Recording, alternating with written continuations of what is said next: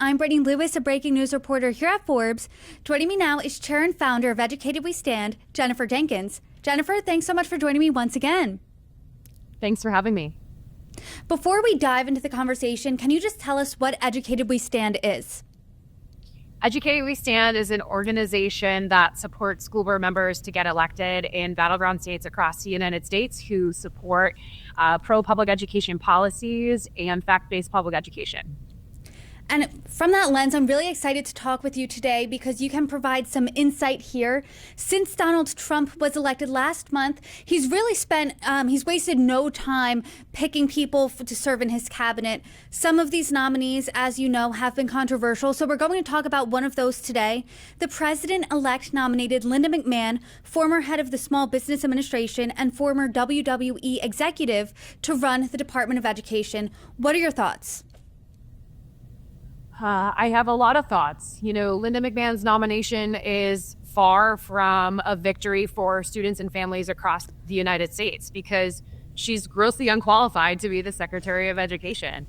This is a woman who had been previously nominated in the past for a state board of education position and lied about having a degree in education. She is deeply rooted in the American First Institute, and it's an organization that pushes extremist agendas to actively defund public schools with voucher schemes.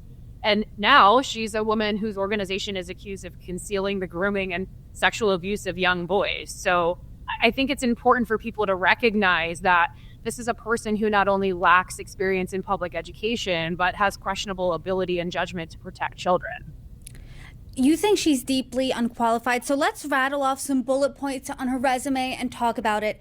She was an executive at WWE. She served in Trump's first administration, the Board of Trustees of Sacred Heart University, and the Connecticut Board of Education. You don't think these are qualifications. What do you think the Department of Education would look like under her with this resume?